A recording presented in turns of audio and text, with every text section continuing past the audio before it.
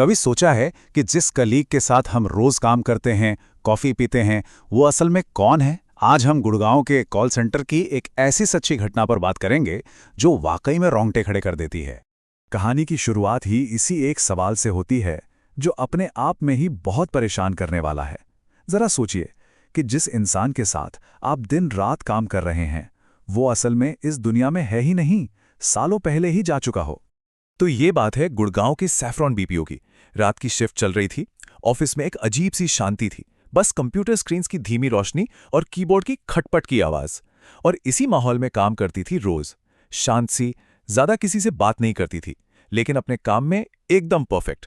अब यहीं से सब कुछ बदलना शुरू होता है। एक रात रोज को एक कॉल आती है। आमतौर पर कॉल सेंटर की कॉल्स कुछ मिनट में खत्म हो जाती हैं, है ना? लेकिन ये कॉल घंटों तक चलती रही। इतनी लंबी कॉल ने जाहिर है सबका ध्यान अपनी तरफ खींच लिया।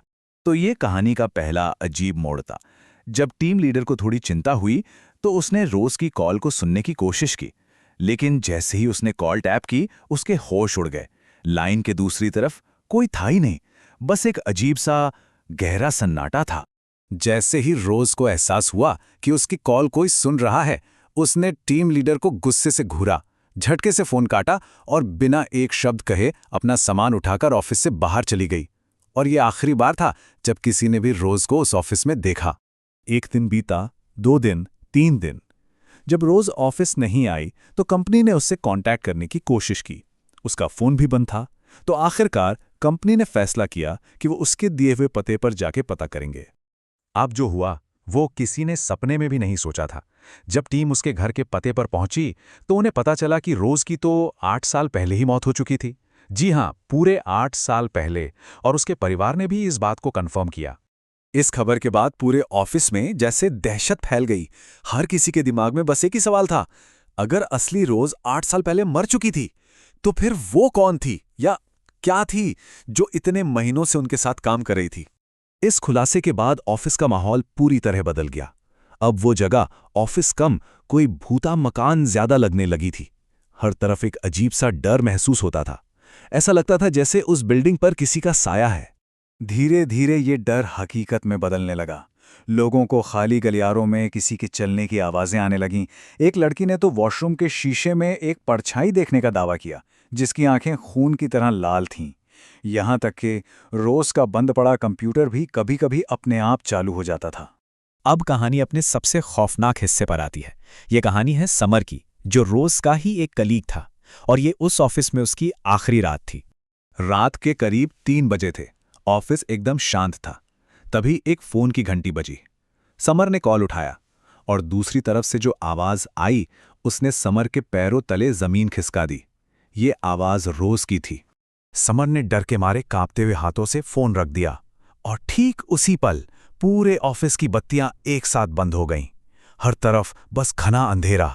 ज्यादातर लोग ये सोचकर बिल्डिंग से बाहर चले गए कि शायद पावर कट हुआ है, लेकिन समर डर के मारे अपनी कुर्सी पर ही बैठा रहा। तभी उसने खिड़की से आ रही हल्की सी रोशनी में देखा कि रोज की खाली कुर्सी अपने आप गोल गोल घूम रही थी। समर ने किसी तरह हिम्मत जुटाई और पानी पीने के लिए पेंट्री की तरफ गया। वो वहां अकेला था, या उसे ऐसा लग रहा था। तभी उसके ठीक पीछे से एक ठंडी सी आवाज आई, हाय समर। जब उसने पलटकर देखा तो अंधेरे में उसे घूरती हुई 2 लाल आंखें दिखाई दी। समर बुरी तरह डर गया और वहां से भागकर सीधा लिफ्ट में घुस गया। उसने ग्राउंड फ्लोर का बटन दबाया, लेकिन जब लिफ्ट के दरवाजे खुले तो सामने ऑफिस की लॉबी नहीं थी। सामने एक पूरा कब्रिस्तान था और वहां मौजूद बेजान लाश जैसे लोग सब समर को ही घूर रहे थे। समर जैसे तैसे उस लिफ्ट से और उस बिल्डिंग से अपनी जान बचाकर भागा। उसने कसम खा ली कि वो अब कभी उस ऑफिस में कदम नहीं रखेगा। लेकिन बाद में उस बिल्डिंग का एक और भी गहरा राज सामने आया। कुछ समय बाद जब जांच हुई तो पता चला कि वो बीपीओ जिस जमीन पर बना था वो असल में एक पुराना कब्रिस्तान था। और इस एक सच ने सारी अजीब और डरावनी घटनाओं को जैसे एक साथ जोड़ दिया था। खैर, इन सब घटनाओं के बाद सैफरन बीपीओ को हमेशा हमेशा के लिए बंद कर दिया गया। सबको लगा कि चलो अब ये कहानी यहीं खत्म हो गई। लेकिन वो गलत थे। असली खौफ तो अब शुरू होने वाला था। कहानी यहां खत्म नहीं होती। कुछ महीने बाद इस कहानी में एक और भी ज्यादा डरावना मोड़ आता है। समर अब एक नई जिंदगी शुरू कर चुका था, नई नौकरी, नया ऑफिस। लेकिन एक रात उसके फोन पर एक अननोन नंबर से कॉल आई। दूसरी तरफ से एक जानी पहचानी आवाज आई, हेलो रोज, दिस साइड। और सबसे डरावनी बात यह थी कि जब उस नंबर को ट्रेस किया गया तो वो उसी बंद पड़े बीपीओ के लैंडलाइन का नंबर था। और ये सिर्फ एक बार नहीं हुआ, ये कॉल उससे हर रात आने लगी। और यहीं आकर ये कहानी एक ऐसे सवाल पर रुक जाती है जिसका जवाब शायद किसी के पास नहीं है। अगर रोजी की आत्मा उस कब्रिस्तान, उस बिल्डिंग से जुड़ी थी, तो फिर उसने समर का पीछा क्यों किया? वो क्या चाहती थी?